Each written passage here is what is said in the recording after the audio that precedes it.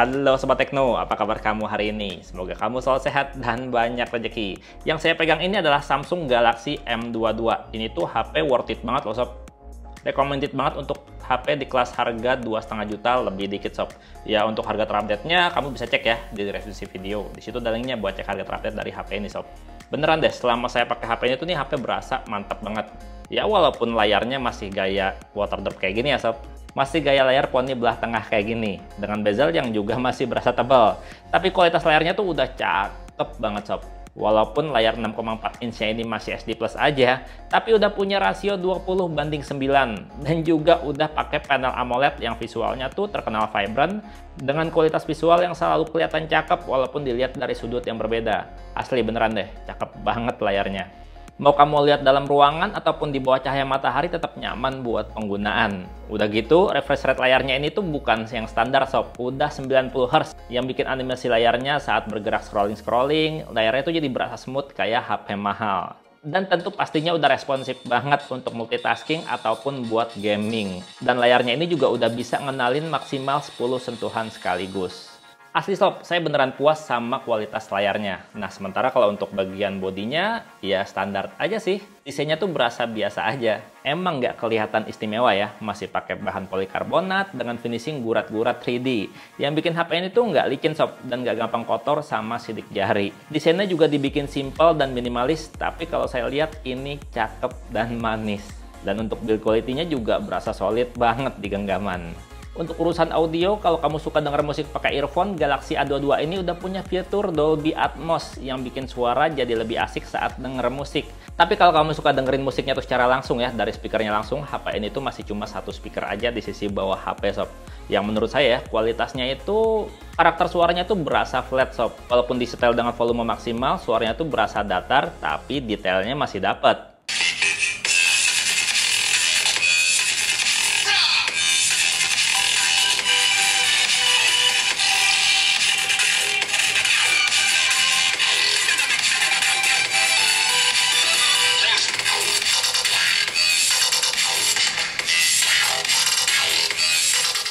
Sensor-sensor di HP ini juga udah lengkap banget, mulai dari sensor NFC buat isi saldo e-money.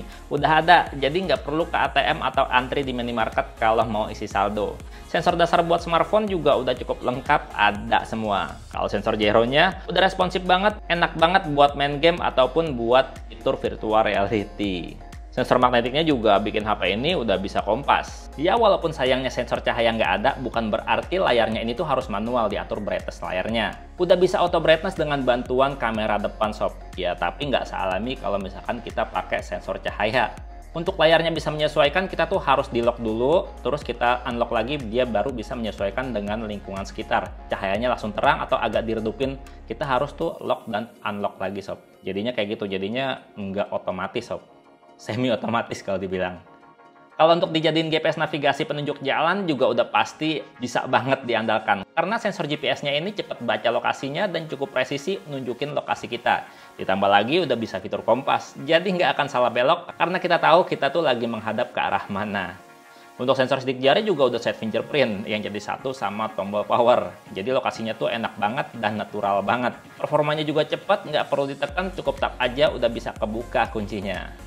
Nah kalau untuk ngomongin performa, smartphone Galaxy M22 ini tuh udah enak banget Sob. Udah oke banget di kelas harganya. Dipakai buat multitasking enak lancar, terus dipakai buat gaming juga menyenangkan.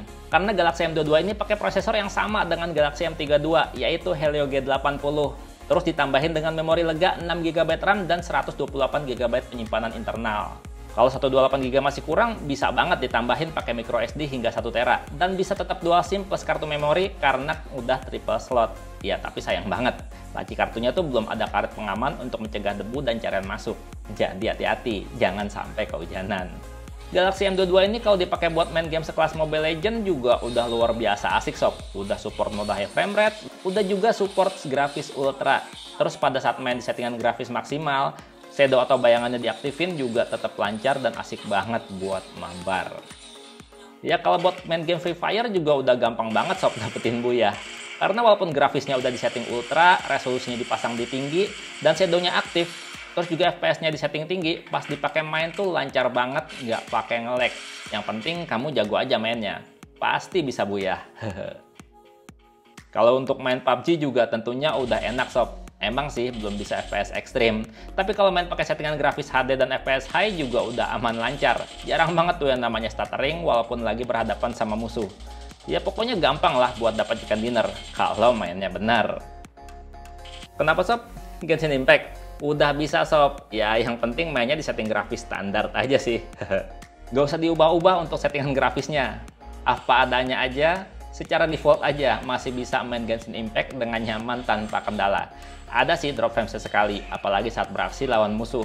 Pasti ada sedikit patah-patahnya, tapi masih nyaman buat main game ini sob. Masih enak untuk dipakai terus untuk ngikutin petualangan dalam cerita. Untuk daya tahan baterai juga HP ini tuh udah oke banget menurut saya. Karena baterainya 5000 mAh, dibebani cuma pakai layar yang HD+, terus udah AMOLED, terus pakai prosesor kenceng yang irit, dan manajemen dayanya khas Samsung. HP ini tuh kalau dipakai dalam ruangan, terus pakai jaringan WiFi ya sob. Kalau diajak main game PUBG grafis maksimal sejam, baterainya cuma habis 10% doang. Kalau dipakai nonton YouTube 720p sejam juga baterainya cuma habis 4% doang. Jadi sob, kalau dalam sehari kita tuh udah main game sejam, nonton YouTube sejam, sisa baterainya tuh masih banyak banget buat ngabisin waktu sisa 22 hari sob. 22 hari, 22 jam. Kan 24 jam tuh, tadi ada 2 jam. Dan kalau untuk ngecharge-nya juga dia tuh nggak pakai lama banget. Karena HP ini tuh udah support pengisian 25 watt. Ya walaupun chargernya cuma dikasih yang 15 watt. Dan kalau ngecharge-nya pakai charger bawaan kayak gini sob. Selama 30 menit bisa ngisi 26%. Kalau di-charge selama 1 jam bisa ngisi 50% dan bisa penuh 100% dalam waktu 2 jam 15 menit. Udah lumayan cepet loh.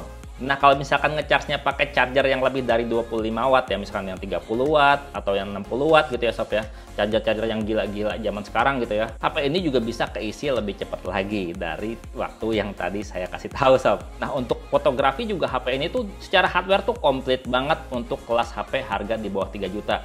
Di kelas harga 2 jutaan ini tuh komplit banget sob. Untuk selfie kamera depannya 13 megapiksel dengan aperture f2.2, dimana jangkauan kameranya tuh cukup luas ya kalau pakai mode wide atau mode group selfie dengan ikon 2 orang kayak gini sob. Hasil foto-foto selfie-nya juga udah enak dilihatnya, udah detail, jernih, dan asik dilihatnya. Yang penting foto-fotonya pada saat kondisi terang. Tapi kalau butuh selfie malam-malam juga udah ada mode night selfie-nya, yang hasilnya jadi sedikit lebih terang dan juga lebih detail.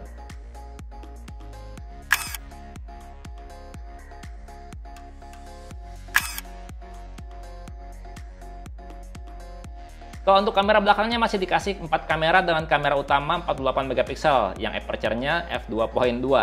Dapat kamera ultrawide 8 megapiksel, ada kamera potret 2 megapiksel dan kamera makro 2 megapiksel. Komplit kan kameranya walaupun belum ada lensa tele. Fitur-fitur kameranya juga udah termasuk komplit sob untuk memenuhi kebutuhan fotografi dasar. Udah ada mode malam dan juga udah ada fitur slow motion dan hyperlapse. Nah, kalau untuk hasil foto-foto kamera utamanya, kalau pakai mode auto, hasil efektif pixelnya tuh cuma 12 megapiksel. Tapi kualitasnya detail, jernih, dan punya tone warna yang berasa lebih cerah dari aslinya. Tapi warnanya nggak norak dan juga nggak over. Masih kelihatan natural, tapi berasa lebih hidup aja gitu sob. Cakep hasilnya. Untuk foto-foto mode potret juga hasilnya cakep, walaupun nggak ada efek-efek tambahan. Cuma latar blur biasa. Iya, adanya efek edit background hasil foto kayak gini sob.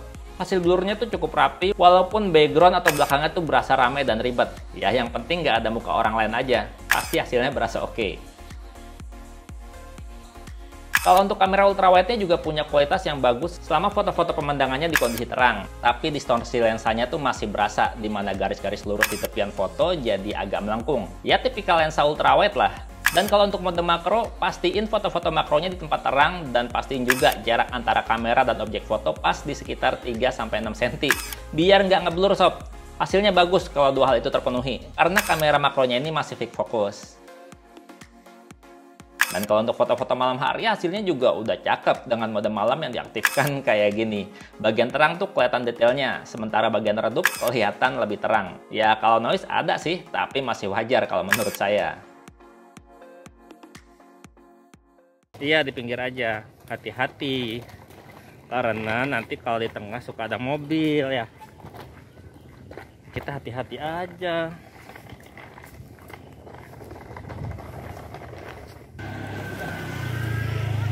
Hati-hati ya,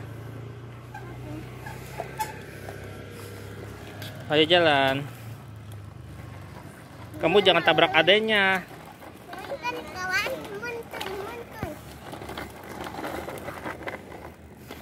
Kesimpulannya sob, untuk HP kelas harga 2,5 juta lebih dikit, HP ini tuh recommended banget. Apalagi ini mereknya Samsung. Bahkan kalau dibandingin sama HP-HP brand yang murah meriah mewah kayak Xiaomi, kayak Infinix, saya lebih pilih ini sob. Karena ini mereknya Samsung. Yang saya kasih tahu tadi, layarnya udah AMOLED, refresh rate-nya tinggi, dan kameranya juga jernih sob. Kalau menurut kamu sendiri gimana sob, Samsung Galaxy M22 ini? Menarik nggak? Coba deh komentar. Dan segitu aja videonya, Bang Teno pamit, sampai jumpa di video berikutnya. Bye-bye. Akhirnya selesai juga review HP ini. Setelah lama tertunda. HP cakep, recommended. Mantap nih HP.